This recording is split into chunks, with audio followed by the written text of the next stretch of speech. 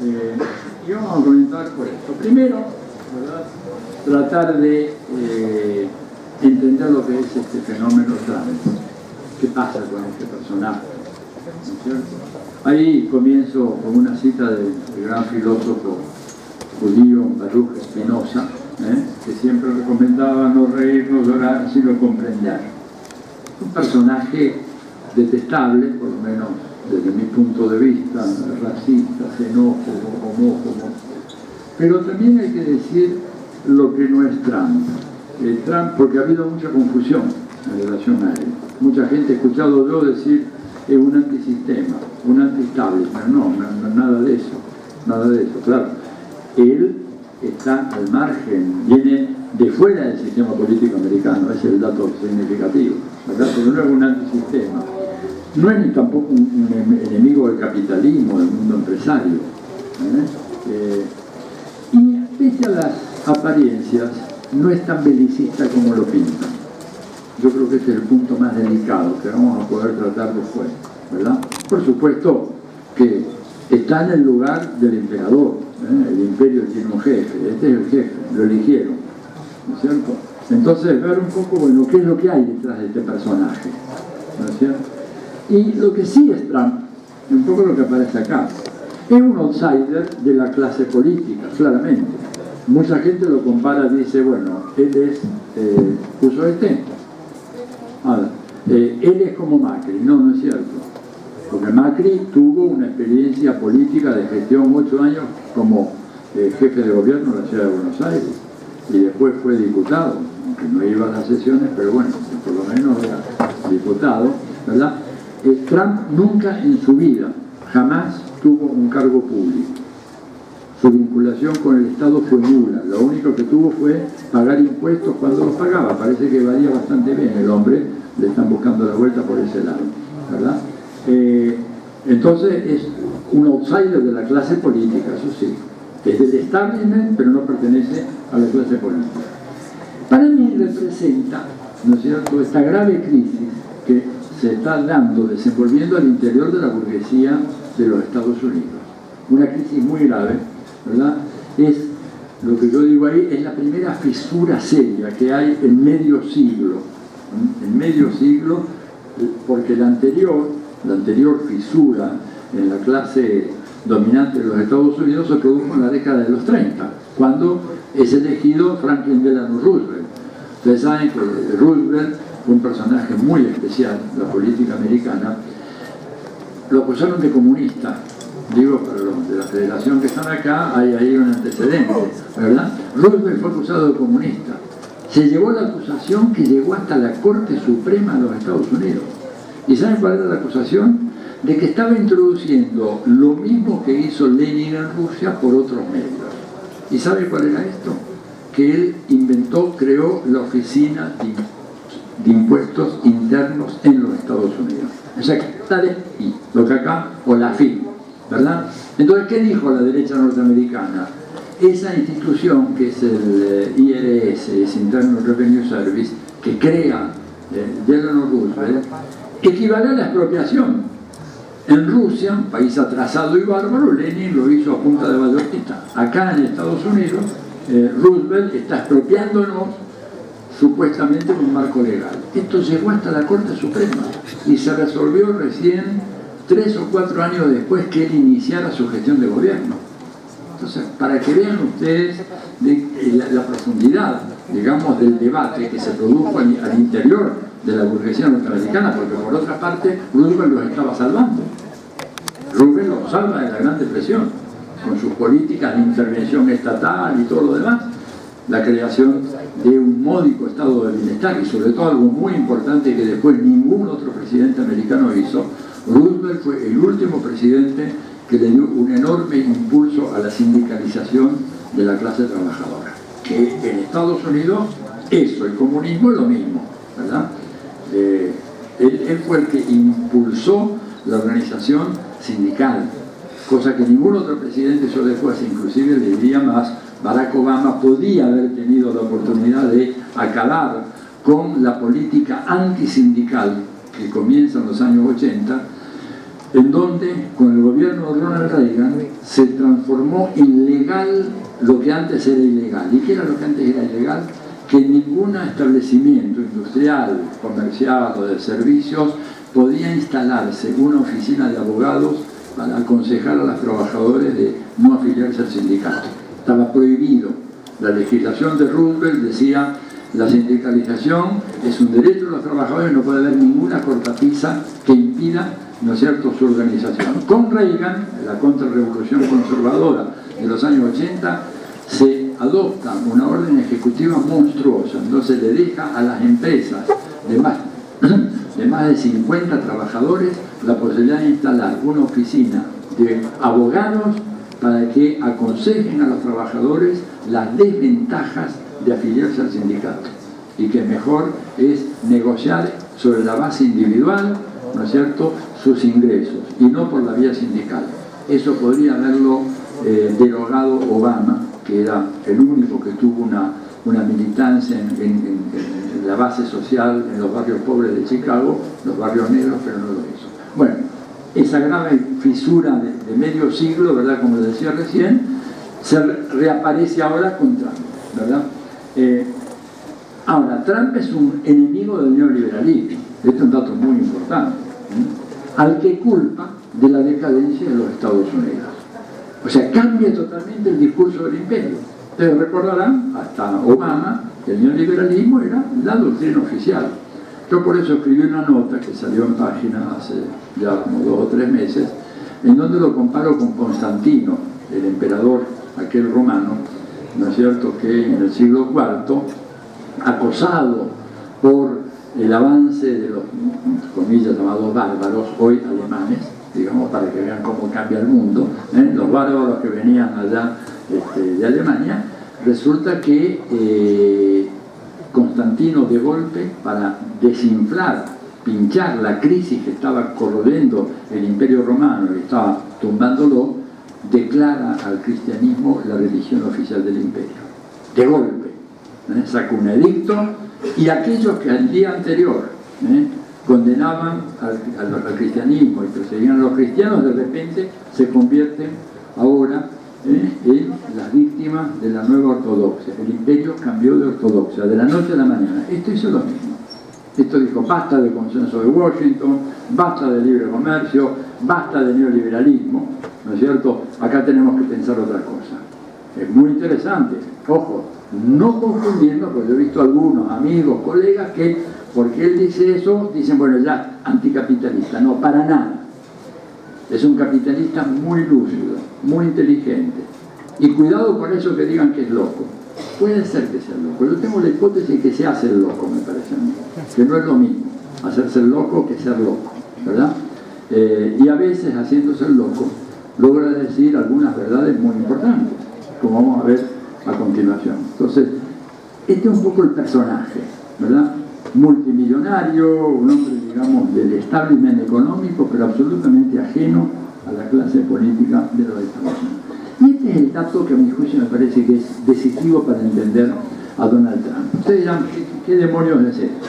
Es un cuadrante que hay 5 posiciones. A ver acá si funciona esto ahora. Sí, creo que sí. 5 posiciones. La número 5, simbolizada con el grito de guerra de la hinchada norteamericana en los Juegos Políticos, Juegos Olímpicos, en los Juegos Olímpicos, cuando están jugando los equipos americanos, ¿cuál es el grito de guerra? USA, USA, USA. Como en Argentina nuestro, USA. Entonces, esto es una medición de cuál es la situación de los Estados Unidos en el sistema internacional. Y esto lo hace esta revista, Foreign Policy, que es una de las 2 revistas más importantes que existen en Estados Unidos en materia de estudios internacionales. La otra se llama Foreign Affairs, ¿verdad? Esta es la otra, las 2 grandes revistas. Ellos hace un tiempo vienen publicando este cuadrante, ¿no es cierto?, el declinómetro, le llaman, ¿verdad? Y en donde dicen: bueno, hay 5 posiciones, USA, USA. Segunda posición ya no estamos tan bien, pero vamos a estar bien. Estamos declinando, estamos debilitándonos, pero vamos a estar bien. La aguja puede venir a la tercera posición, que mantenga la calma y siga adelante. Esto es lo que dice la tercera. Pero ellos sitúan la aguja acá, en este punto, donde dice: haber sido una superpotencia fue lindo mientras duró. Esa es la definición que una revista del establishment diplomático norteamericano da sobre la situación del imperio. Esta no es mi opinión, es la opinión de él. Si yo doy la opinión, ustedes pueden decir, bueno, qué sé yo, este zurdito escapado de la mesa de Mr. Legrand viene a decir estas cosas acá. No, nada de eso. Esto lo dice una revista del establishment. Con esta revista la leen cada 3 meses todos los funcionarios del Departamento de Estado, los embajadores, los académicos. Y después dice, el último punto, ¿no es cierto?, en esta posible evolución de la aguja, podemos llegar a este punto, no llegó todavía, pero dice textualmente: estamos totalmente jodidos, empezá a aprender mandarín. Entonces, digo, acá no es que uno quiere ver debajo del agua, o le busca la quinta pata al gato. Estamos viendo que ellos mismos plantean esta situación, que me parece muy significativa. Y es una situación que uno entiende entonces el eslogan de campaña de Trump. ¿Cuál fue el eslogan de campaña? Make America Great Again, o sea, hagamos que América sea grande otra vez. Si tenemos que hacerla otra vez grande, porque ya no era tan grande, ¿verdad? Él está claramente adhiriendo a la tesis de que Estados Unidos ya no es lo que era y que se está viniendo abajo. Y bueno, y es un imperio amenazado que quiere reconstruir su dominación. El tema es cómo lo va a hacer, en qué condiciones, ¿verdad? Y vamos a ver que se encuentra con un mundo muy, pero muy difícil. Como decía recién, Trump es un enemigo de la globalización neoliberal, del libre cambio y todo eso. No cree nada de eso. Y en consecuencia con eso comenzó a redefinir el Tratado de Libre Comercio de América del Norte, el famoso NAFTA, con México y Canadá, ¿verdad? Acabó con el Tratado Transpacífico, que era la joya de la corona de Barack Obama, que la había vendido incluso a Macri, a Temer y a todos los demás, diciéndoles: miren, esta es la vía. Un gran acuerdo, una especie de super ALCA, englobando todo, nada menos que a toda la cuenca del Pacífico. Él archivó de inmediato, dijo: no me vengan con eso le ha traído una desgracia a los Estados Unidos. Se retira del Acuerdo de París por el cambio climático, es una pésima noticia, aunque hay matices. Si quieren vemos eso. De esta manera, estos gobiernos neoliberales que han surgido en América Latina ahora, caso de la Argentina, el gobierno neoliberal en Brasil con Temer, el de Pedro Pablo Kuczynski en Perú, se quedan sin discurso, porque ya el discurso anterior no tiene ninguna vigencia. El problema es que esto, ¿verdad?, para estos gobiernos liquida la viabilidad histórica del consenso de Washington y la viabilidad práctica del consenso de Washington. O sea, ahora, ¿qué hacen estos gobiernos? Se jugaron todo, el caso de nuestro gobierno, de la canciller Malcorra, jugándose por el triunfo de Hillary Clinton, por el continuismo, ese continuismo se acabó, y ahora, ¿qué es lo que se hace? ¿Cómo fue que Trump convenció a sus electores de su programa? Bueno, simplemente él se paraba enfrente a estas fábricas, antiguas fábricas de automóviles en Detroit, en esto que se llama el cinturón oxidado de las antiguas ciudades industriales de los Estados Unidos. Se dedicaba a ir a esas ciudades, ¿verdad?, que simbolizan la decadencia económica de los Estados Unidos. Se paraba, por ejemplo, enfrente, esto creo que era de la General Motors y esta era de la Chrysler o de la Ford. Se paraba ahí, entonces había una cámara que lo filmaba, decía: ¿ven esto? Esto es una fábrica abandonada. ¿Qué fabricaba estas fabricantes? Automóviles. Y en esta ciudad, Detroit, ¿no? Detroit dice: acá nació la industria automovilística mundial. Acá Henry Ford inauguró la producción en masa, la línea de montaje, famosa línea de montaje. Esta ciudad llegó a producir 6 millones de automóviles por año. Y ahora no produce ninguno. ¿Por qué? Bueno, porque con la globalización neoliberal se han relocalizado las fábricas y ahora están en China, están en Corea del Sur, están en Malasia, están en la India, en Singapur, y dicen, no solamente se fueron las fábricas, se fueron sus trabajos.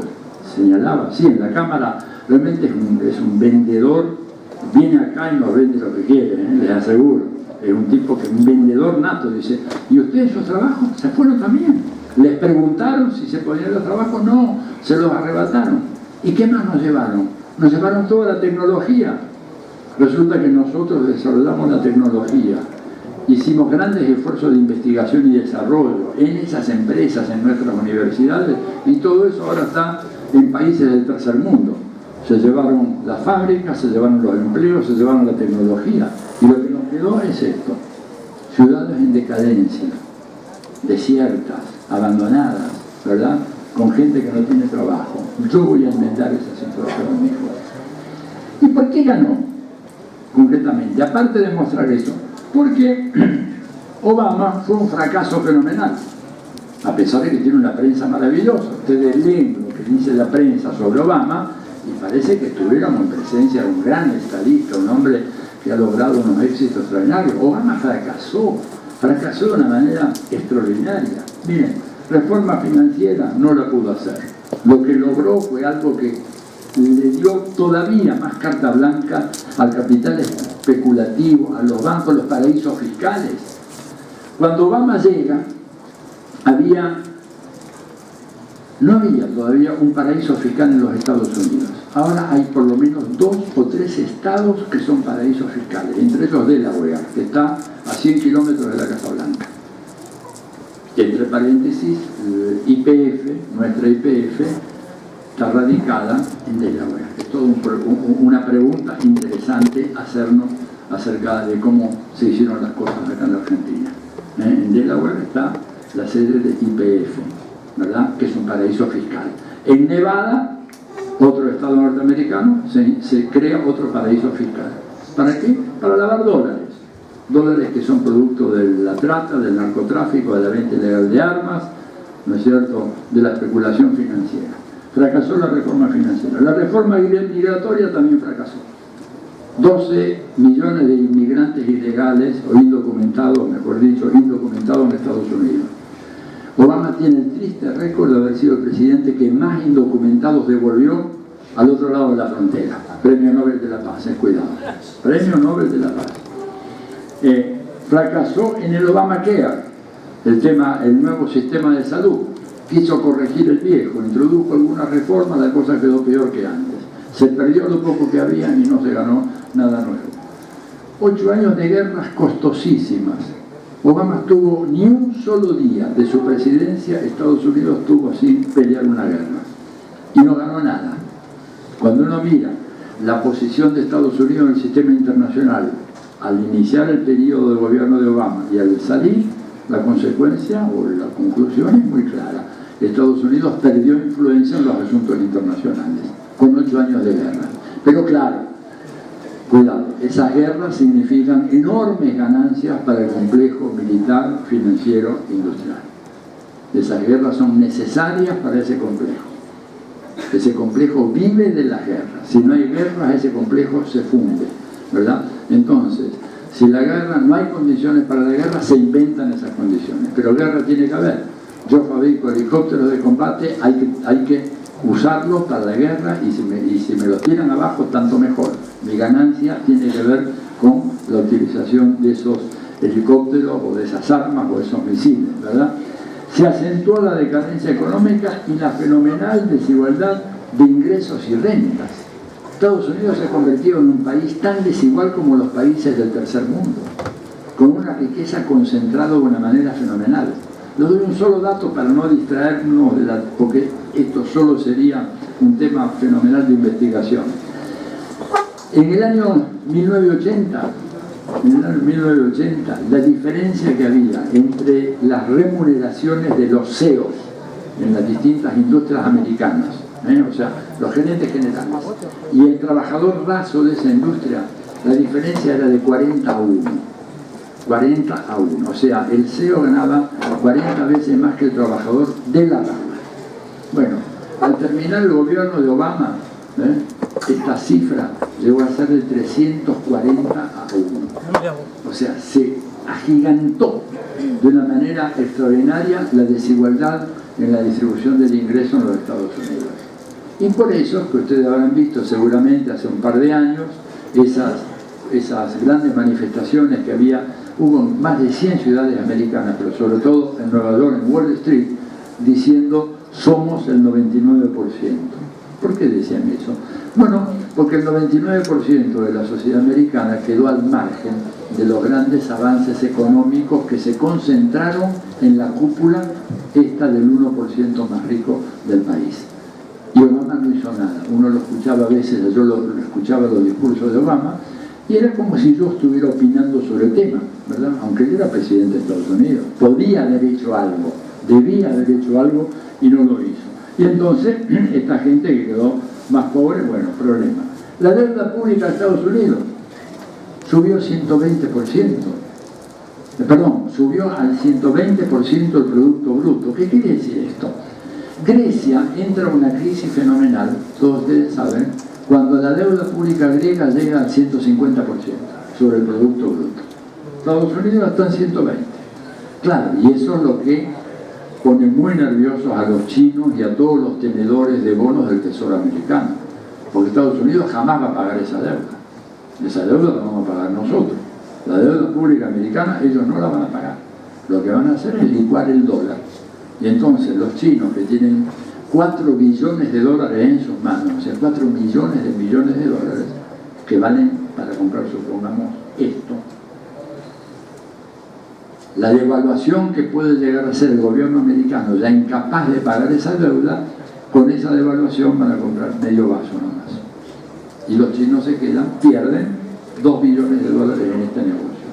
Y tanto más pierden los coreanos del sur y los rusos y todo lo demás. Esa deuda es explosiva, explosiva. Estas son cifras oficiales del gobierno americano, ¿no? La pueden ver, hay muchas páginas de internet que incluso tienen un relojito que va marcando cómo va aumentando minuto a minuto la deuda pública del gobierno de Estados Unidos, para que vean que es un tema de gran preocupación.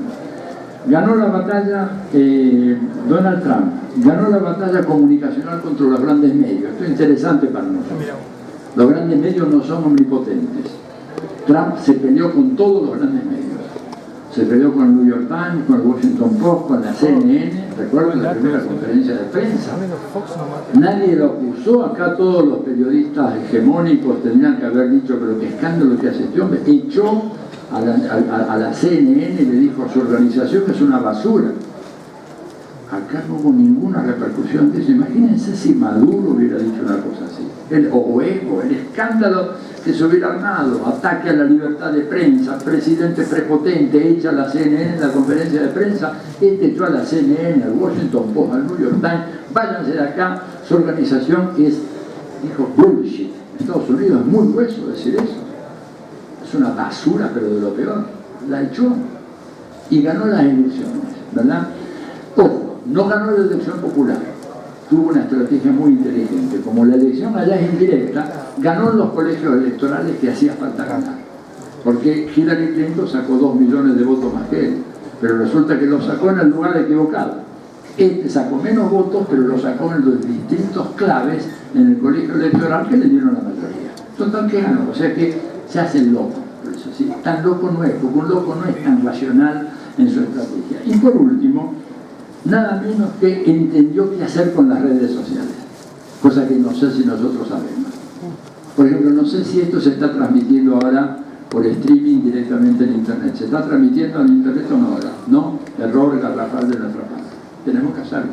Tenemos que aprender nosotros a producir noticias, porque nadie va a informar de esto. Todo lo que digamos acá queda entre nosotros. Tenemos que, además no hace falta que sea en la universidad, cualquiera de ustedes lo puede hacer con un smartphone. Vos lo estás haciendo, bueno, tuitealo o con el Periscope, alguna de estas cosas. Este tipo aprendió a hacer eso. ¿Y saben qué? Le ganó la batalla nada menos que a Hillary Clinton en el Facebook. Le sacó más de 5 millones de usuarios, de seguidores de ventaja. ¿Y ustedes qué importancia tiene eso? Claro, ¿saben qué? Es la primera vez en la historia americana desde el año 1960, cuando la televisión irrumpe como el gran medio de información en las campañas, es la primera vez en la historia que la televisión deja de ser el gran medio de información para la opinión pública en la época de campaña electoral. Ese es el dato nuevo. 2/3, acá está, 2/3 del público norteamericano ahora se entera de lo que está pasando en el mundo con los smartphones, con las redes sociales. Ya no más por la televisión. La televisión cayó a pique, se desplomó. Y este hombre manejó muy bien la información a través de las redes sociales. O sea, realmente me parece a mí que hay mucho que aprender acá. Y creo que nosotros todavía, digo nosotros, todo el campo nacional, popular, democrático, progre, todavía estamos fijados en la era Gutenberg, en la era del folleto, del libro, del volante. Digo, yo vivo sumergido en libros y adoro los libros, pero reconozcamos que cada vez, por ejemplo, la gente lee menos los diarios. En todo el mundo, no solamente en la Argentina, en todo el mundo. Entonces, ¿cómo se informan? Con redes sociales. Son informaciones muy complicadas porque se pueden decir cualquier cosa. Acusaciones de todo tipo, pero lo cierto es que ahí se informa la gente. Entonces, es un terreno de lucha muy importante. Bueno, ¿qué mundo le esperaba a este hombre? Esto lo sintetiza muy bien esta laminita. Esto es una caricatura de Estados Unidos, ¿verdad? Que representa, ¿no es cierto?, cómo China regresa con fuerza arrolladora a finales del siglo XX, a los primeros planos de la economía mundial. Cuando los principales analistas norteamericanos venían diciendo que China volvería a un sitio, no a primer lugar, sino a ser un actor relevante de la economía mundial recién para el 2030. O sea, le erraron por 30 años. Y acá se ve el dibujito muy lindo que el águila norteamericana, ¿no es cierto?, sudando copiosamente, y el dragonazo chino que lo mira, digamos, como diciendo, este le hago así, o un soplido y me lo barro, y dice, no es exactamente engordado la expresión, pero como no ha subido mucho de peso recientemente, claro, porque antes el dragoncito chino era así. A China la tenían, digamos, como un actor absolutamente secundario, marginal de la economía mundial. Y de repente se encuentran con este monstruo, que Obama no supo qué hacer con él.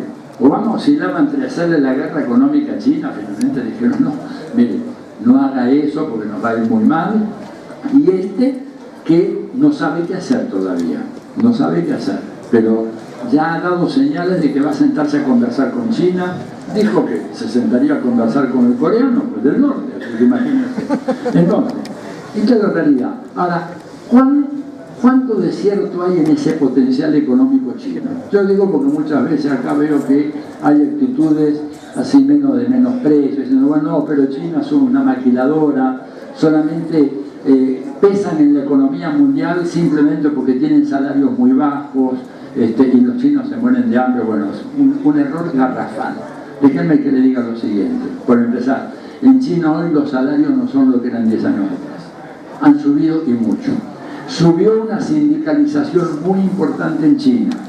Hay huelgas obreras, hay una militancia sindical cada vez más fuerte que se escapa de los rígidos marcos del Partido Comunista Chino, que durante mucho tiempo controló eso y ahora resulta cada vez más difícil.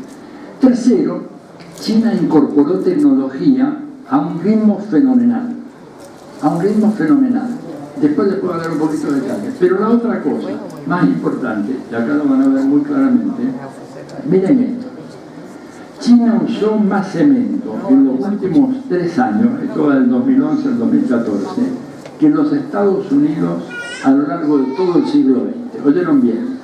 En 3 años, China utilizó más cemento que Estados Unidos en todo el siglo XX. En el siglo XX Estados Unidos construyó toda su red de carreteras, puertos, aeropuertos, rascacielos, pavimentó todas las zonas suburbanas, las carreteras interestatales, las carreteras locales. En 3 años los chinos, casi 20% más que lo que Estados Unidos lograron en 100 años. Eso es China, para darnos cuenta de la potencia fenomenal que tiene China y por lo tanto su gravitación en los asuntos internacionales. Y quien gravita la economía mundial pero evitan la política mundial. No hay manera de evitar eso, ¿verdad? China es en ese sentido un país que ha tenido un dinamismo económico fenomenal. Junto con la India, ¿verdad? Que tiene otros 1.250 millones de personas. Entre los dos son el 40% de la población mundial. Bueno, junto con la India, las predicciones de la OECD, que es una organización de derecha, conservadora, con sede en París, es que en el año 2030, de vuelta, en el 2030, China más la India van a representar el 39% del Producto Bruto Mundial. Y Estados Unidos va a bajar al 18%, Japón baja al 4%, Europa baja al 8 o 9%, es decir, por eso decían aquellos del declinómetro, empezar a estudiar mandarín, porque evidentemente hay que estudiar qué es lo que está pasando en la China y en la India. La India viene de atrás, pero con un avance muy significativo. Esta es la fenomenal escala que tiene China y que por lo tanto hay que tener muy en cuenta. Y lo otro, ¿verdad?, fue que reapareció Rusia. A Rusia le habían dado por muerta. En su ignorancia, muchos intelectuales y académicos norteamericanos dijeron, bueno, se acabó la Unión Soviética, se hundió la Unión Soviética, desaparece Rusia. Craso error. Rusia fue un actor significativo de la política internacional desde el siglo XVIII. Más de 200 años, ¿cómo que desaparece porque desaparece la Unión Soviética?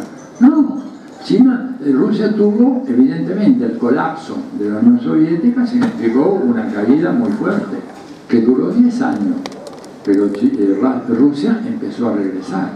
¿Por qué? Bueno, primero porque es la segunda potencia militar del planeta, lo cual no es un dato menor, ¿verdad? Es decir, el único país que puede amenazar y hacer que esa amenaza surta efecto en los Estados Unidos es Rusia.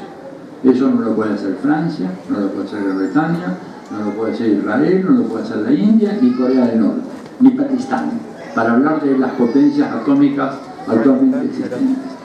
El único país que le puede frenar, ¿no es cierto?, a Estados Unidos es Rusia. Y Rusia se recompuso de la caída de la Unión Soviética. Pero en segundo lugar, Rusia es un país que tiene un inmenso territorio, que a veces se olvida. Rusia es más grande que todo Sudamérica. O sea, sumen Argentina, Brasil, Perú, Paraguay, Bolivia, todo, y Rusia todavía más grande.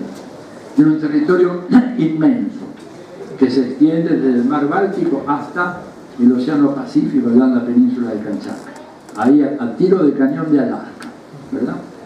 Pues un territorio enorme, y aparte de eso, un territorio riquísimo en qué cosa, energía. Territorio enorme, reservas petrolíferas enormes, reservas gasíferas enormes, ¿verdad? Gran parte de Europa funciona con el gas que los rusos le ofrecen a los europeos. Y por eso, ¿verdad?, los europeos andan con mucho cuidado, porque en Europa hace mucho frío en el invierno. Y si Putin se enoja y baja la palanca, se mueren de frío. ¿Quién le va a dar gas? Estados Unidos le va a dar gas. A Lituania, Polonia, Alemania, el 38% del gas que se consume en Alemania viene de la conexión con el gasoducto ruso. Entonces tiene una influencia enorme. Y además tiene algo más preciado todavía que el gas y el petróleo. Al igual que América Latina, Rusia es un gran emporio de agua. Rusia tiene agua, tiene mucha agua. Y como voy a decir después, las guerras de la segunda mitad del siglo XXI van a ser guerras del agua, no van a ser guerras del petróleo, porque el petróleo ya va a quedar muy marginal, pero el agua va a ser fundamental, y Rusia tiene mucha agua. Entonces aparece Rusia con fuerza. Acá lo ven en estas dos caricaturas muy bonitas, todas son sacadas de revistas americanas, jugadores de póker, aquel con una cara de póker tremenda, Putin, la verdad, es tremendo, ¿verdad? Y Obama, medio borracho, agarrándose la cabeza, habiendo perdido todo. Y acá, Putin apretándolo, ¿no es cierto?, diciéndole a él, bueno, ahora decía de vuelta, América no es excepcional. ¿Por qué dice eso? Porque en un documento que se publicó poco antes, ¿verdad? Un documento de seguridad nacional de la Casa Blanca comenzaba diciendo América es un país excepcional y menospreciaba a todo el mundo. O sea, somos nosotros los más grandes del mundo, Dios nos puso en esta tierra para difundir la democracia, los derechos humanos, etc. Y Rusia, por supuesto, era el imperio del mal, y entonces el caricaturista americano lo ponía ahí a Putin como un gigante, tirándole la oreja diciendo que sí, América no es excepcional. Bueno, esto es bien elocuente de la situación internacional, ¿verdad? Y acá venimos al tema escabroso que está detrás de toda esta polémica. Porque, ¿qué pasa? Este mundo, poblado por 7.200 millones de personas, tiene una demanda creciente de recursos naturales, o de bienes comunes, como se suele decir más correctamente. Hay una demanda creciente. ¿Por qué creciente? Bueno, porque la población creció, el PBI del tercer mundo ha crecido, los países pobres no son tan pobres, una parte importante del tercer mundo ahora se ha ido elevando de a poco, y eso quiere decir que demandan más recursos naturales, ¿verdad? Y entonces la gran pregunta es si los más de 7.000 millones de habitantes del planeta podrían disponer de los mismos recursos naturales de que dispone un niño que nace, una niña que nace en los Estados Unidos. ¿Y esto por qué es una pregunta relevante? Porque si ustedes van a cualquier país del tercer mundo, tomen un país pobre de África o la India, lo que van a ver es una especie de catarata publicitaria promoviendo la adopción del estilo americano de vida, del modelo americano de consumo. Se ve en la India, por ejemplo. Estuve ahí y me he asombrado de ver cómo proponían para la India, ¿no es cierto?, adoptar el modelo de consumo propio de Estados Unidos. Y lo mismo pasa en los países africanos, ¿verdad? Lo mismo pasa en los países africanos más pobres, se encuentra lo mismo, ¿verdad? Entonces, veamos, cada chico que nace en los Estados Unidos, ¿qué necesita? Bueno, estos son libras, ¿no? Más o menos 400 kilos de cobre a lo largo de su vida. Hay que garantizar 400 kilos de cobre para cada chico o chica que nace en Estados Unidos. Hay que garantizar, yo lo veo muy bien acá, bueno, 72.000 galones de nafta. Esto más o menos equivale a unos 280.000 litros de nafta por persona que nazca en los Estados Unidos, promedio, ¿verdad? Hace falta garantizar unos 6.500 kilos de mineral de hierro, y así sucesivamente. No me voy a detener en los detalles porque si no nos vamos a perder en esto. O sea, mantener ese patrón de consumo de Estados Unidos, que es el que nos da la publicidad, que nos da la publicidad a nosotros, ¿verdad? La Argentina es un blanco predilecto. Toda la proliferación de mall, shoppings, el viernes, qué sé yo, el viernes caliente, el jueves caliente, no sé, todo lo que hace para promover el consumo de cosas que son superfluas, o la fabricación de objetos con obsolescencia planificada. Por ejemplo, todos estos celulares que están acá, dentro de 1 año o 2 años no van a servir para nada. Esta laptop que yo tengo acá, ¿no es cierto?, muy bonita, muy liviana, una joyita, en 1 año más a lo máximo ya no me funciona el sistema operativo, no puedo ni siquiera abrir un simple correo electrónico, va a haber que desecharla. ¿A dónde va todo eso? El desecho tecnológico. ¿Dónde van los desechos tecnológicos? Los desechos tecnológicos que tienen material radioactivo, porque acá hay material radioactivo, acá también, en los celulares también, en pequeñísimas dosis infinitesimales. Pero si yo tiro 1 millón de computadoras de estas al fondo de la fosa de las Marianas, en el Océano Pacífico, tarde o temprano va a empezar a haber contaminación radioactiva de los mares, ¿verdad? O sea, es un modelo insustentable, ecológicamente es inviable esto, es una locura, que en la última encíclica papal, Laudato Si, ¿no es cierto?, Francisco no solamente hace una descripción del problema, sino que señala al culpable. Por eso tanta mala prensa que tiene Francisco, es el culpable del capitalismo. Él lo ha dicho con todas las letras, no ha habido ambigüedad ninguna.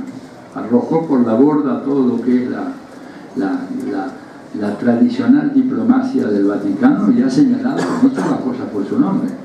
Capitalismo con un modelo de consumo que es inviable. Miremos si no. Miren que esto es muy interesante. En la India hay 1.300 millones, un poquito menos, 1.280 millones de personas. Ahí las ven ustedes en un baño ritual en la ciudad de Calcuta. No todos los días se ve esta procesión, pero sí un poco más de la mitad, o sea, casi 700 millones de personas, no tienen acceso a agua potable ni a redes cloacales. Yo estuve en la India, lo vi con mis propios ojos. ¿Dónde se bañan? En los ríos. ¿A dónde van los desechos fecales, etcétera? A los ríos. Van ahí. Por eso está todo hiper, súper contaminado, ¿verdad? Es imposible ir a la India sin volver con una gastroenteritis. ¿Por qué? Porque como la mayoría de la gente no tiene redes cloacales ni tiene servicios higiénicos en su casa, hace sus necesidades donde pueda. Y las heces de esas personas, bajo el sol muy ardiente, terminan secándose, se convierten en polvo, y es lo que los médicos llaman polvo fecal en suspensión. O sea, basta con que uno llegue a la India y haga así, se pase la lengua por los labios, ¡pum! Listo. ¿Qué me pasó a mí? Yo estaba cuidándome, me lavaba los dientes con esto, me bañaba, etc. Y llegué, cuando volví, yo vivía en México, en lo que yo cuando llegué estaba con el estómago y las tripas destruidas. Me tocó un año de intensivo tratamiento médico en México para lograr liberarme de todo aquello. Bueno, pero supongamos que estos tipos de repente dicen, no, nosotros queremos ya vivir como ustedes nos dicen, así que yo quiero agua potable, quiero redes cloacales. ¿Y dónde salen las cañerías esas? ¿De dónde sale el bronce? ¿De dónde sale el hierro? ¿De dónde salen los materiales necesarios para hacer esto posible? ¿Verdad? Y no hay para todo, ¿verdad? Y miren el tema además del agua, ustedes que se quejan acá del agua, que ha diluviado estas semanas acá, escasez de agua prevista para el 2040. Fíjense la situación de Estados Unidos. Miren acá. Es un país que va a tener un nivel alto de escasez de agua para el año 2040. ¿De dónde creen que Estados Unidos va a sacar el agua que les va a faltar a ellos? A ver, hagamos. ¿Ustedes creen que van a ir a la China a buscar agua? ¿Van a ir a Sudáfrica, que tiene un poco de agua? ¡Lo tienen acá! Lo tienen acá. Tienen el acuífero Guaraní, tienen el Paraná, el Uruguay, el Orinoco, el Amazonas, tienen todo el agua acá. Y de acá se la van a venir a llevar. Y ya están pensando en las tecnologías para llevarse el agua. No piensen que es un delirio. Ya están pensando en las tecnologías para transportar masivamente agua. ¿No es cierto? Porque va a ser el gran tema a partir del 2040. Fíjense la cantidad de países que van a estar sufriendo lo que los expertos llaman estrés hídrico, ¿no? Por la falta de agua, la escasez de agua. Entonces, tema del agua, muy importante. Tema de transporte. Este es un tren normal que sale de Bombay. No hubo huelga ese día, ni fue que el ministro Randazzo metió la pata con la planificación de los trenes, ¿no es cierto? Un tren que sale normalmente, en el rush hour, a la hora de salir a los trabajadores, ese es el tren. No sé ni cómo hace el maquinista, que por ahí debe tener un... ciegas el tipo. Bueno, supóngase que esta gente se convence del modo de vida americano y alcanza un nivel económico que le permite decir nos vamos a viajar de otra manera. Acá tenés la ruta, la Interestatal 5 que va de Los Ángeles a San Francisco y quieren viajar así. Es más cómodo viajar así, aunque tengas que ir auto tras auto a 25 o 30 millas por hora, pero está mejor que con el tren. ¿Aquel? ¿Y cómo se hace? Para garantizarle a 1.300, 1.280 millones de indios, a unos 900 o 1.000 millones de chinos que todavía no tienen auto. Bueno, acá está la respuesta. Necesitamos 5 planetas y un tercio. Para mantener el capitalismo a nivel global, con este patrón de consumo, hay que tener 5 planetas y un tercio. Entonces, a ver, ¿dónde están los planetas esos? ¿Cuáles son? No hay. Tenemos que realmente quedarnos en lo nuestro ¿Verdad? Lo nuestro que decide estar acá, esto creo que es Mauricio, ¿no? Mauricio, ¿no? El pequeño país que está en el Índico, Mauricio, del punto de equilibrio, ¿verdad? E inclusive si adoptamos un modo de vida muchísimo más austero, abandonamos los autos, el aire acondicionado, la ropa, nos construimos nosotros nuestra propia ropa, nuestros propios sandalias, y andamos semidesnudos en la calle prácticamente todo el año. Mire, con los indios se arreglan con un tercio. Por el patrón de consumo de la sociedad india, con un tercio del planeta nos arreglamos. ¿Cómo se hace esto? ¿Cómo se logra? O sea, un cambio civilizatorio fundamental. Si no hay un cambio civilizatorio, este planeta se encamina hacia un desastre ecológico de proporciones inimaginables, cataclísmicas. Lo que estamos viendo ahora, lo que ha pasado el último año en América, en todo el mundo, pero en América Latina lo hemos visto, cerros que se caen absolutamente, como hace poco en Colombia, inundaciones feroces en todas partes, ríos nuevos que han aparecido. En Córdoba y en San Juan aparecieron 2 ríos que no estaban en ninguna parte. No era que resurgieron de un viejo lecho de río, no, aparecieron 2 nuevos ríos, salió en varios diarios hace 4 o 5 días. Cambio climático, que le llaman. Se está derritiendo Groenlandia, se está derritiendo parte de la Antártida, se está derritiendo el Ártico, ¿verdad? ¿Y esto qué va a producir? Va a producir que las ciudades costeras, en 30, 40 años más, lo máximo, van a tener que ser abandonadas. Y esto incluye Shanghái, incluye el Cairo, incluye partes de Nueva York, varias ciudades costeras americanas quedan bajo el agua, digamos. No será mucho, pero quedarán medio metro. Con que haya 20 centímetros de agua suficiente se acaba Nueva York. ¿Qué hacen? ¿Qué hacen? Bueno, este es el tema. Calentamiento del ambiente, ¿verdad? Uso de combustibles fósiles, petróleo, etcétera, rajatabla. Ahí está el gran lobby petrolero que se ha notado en la gran victoria con Donald Trump. Entonces, el tema es que no nos alcanzan los planetas. Fundamental buscarle la vuelta a todo esto, ¿verdad? Y claramente Trump no es el hombre más adecuado para esto. Y llegado a este momento, ¿cuál es la importancia de América Latina? Bueno, tiene una importancia excepcional América Latina.